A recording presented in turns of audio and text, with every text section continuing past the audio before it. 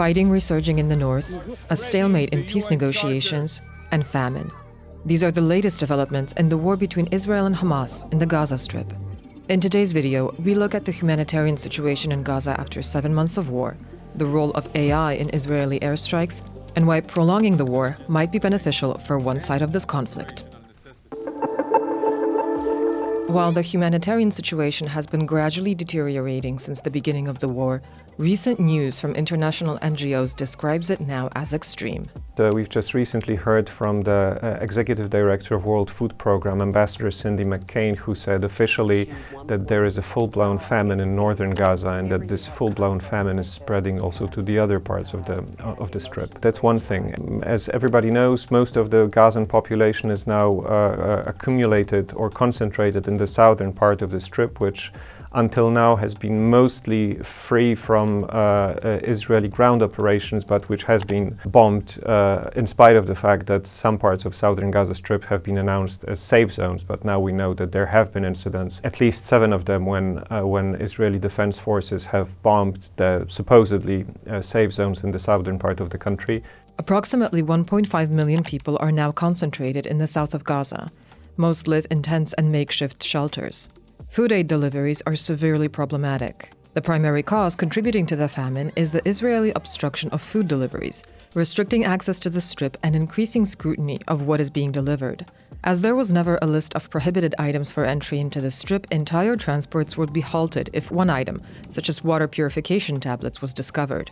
All this contributes to the current dire situation. We know, according to different estimations, that 50 up to 70% of all structures in Gaza have been either completely destroyed or damaged, which is of course a huge challenge for the future. If this conflict ever ends, then the possibility of people returning to their previous places of residence will be very heavily limited, because, to put it in simple terms, they may not have any place to go, any houses to come back to.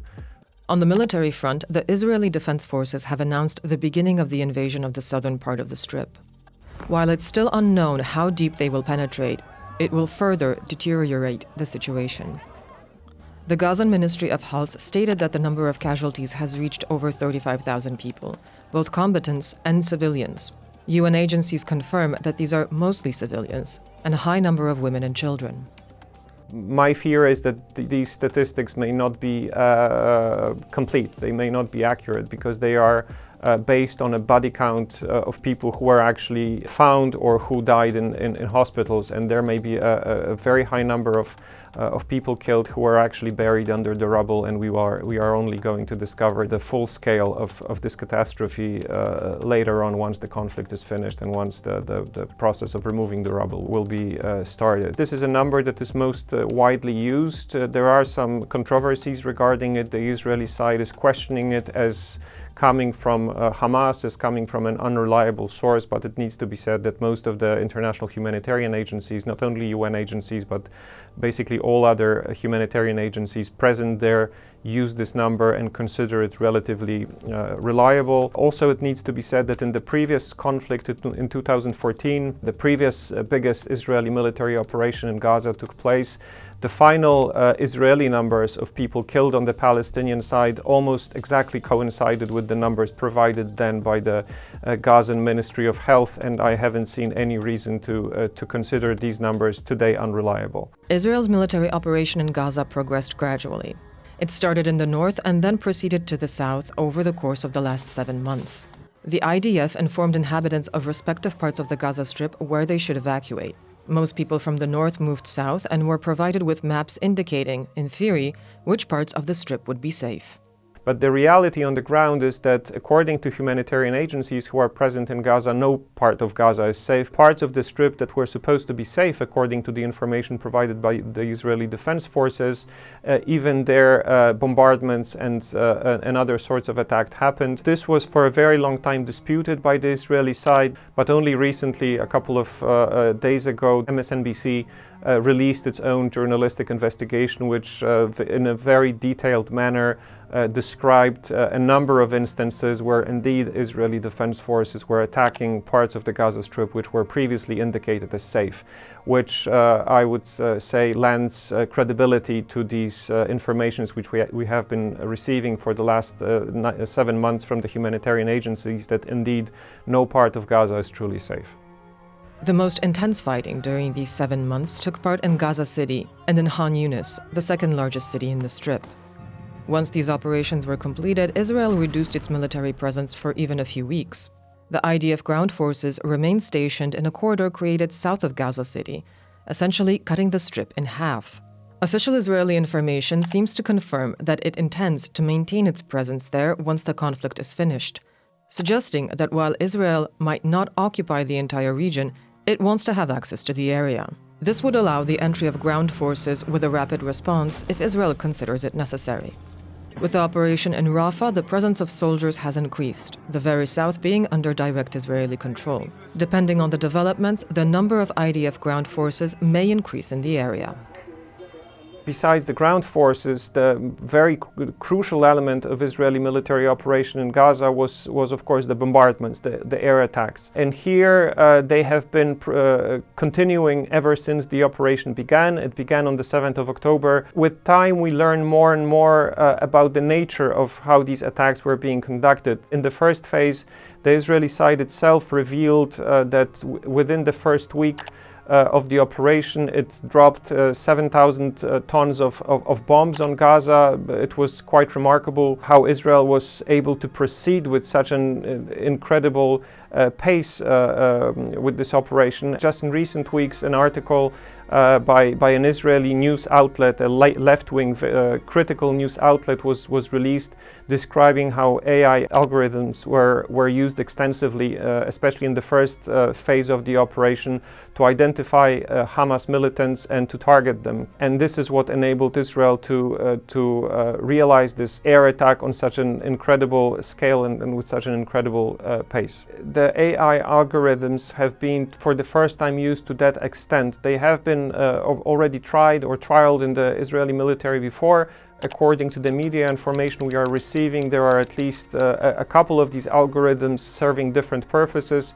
One of them enables the IDF to identify the members of Hamas based on the big data that is being collected about inhabitants of the Gaza Strip, about where they live, how they move around the Gaza Strip, whom are they communicating with, what their social media profiles say. Israeli media are suggesting that based on all these informations and probably some other information that we are not aware of, the Israeli military has created a model which enables them to, with a relatively high degree of accuracy, identify Hamas militants and then target them in this enormous air attack.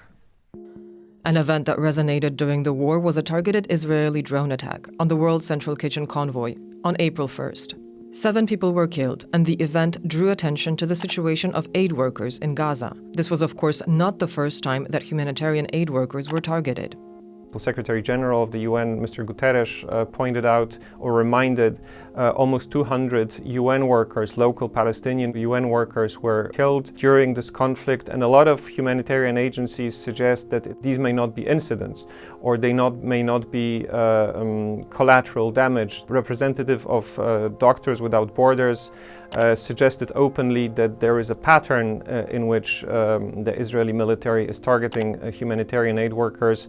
We have no means of verifying that, but people who are active on the ground, representatives of organizations who are active on the ground, have made suggestions to this effect. The current conflict is unprecedented in how much visual material is made by the Israeli soldiers themselves. In many cases, they don't have an issue with recording their actions. A celebratory tone in these recordings is just one of the patterns that we can observe in the videos available online.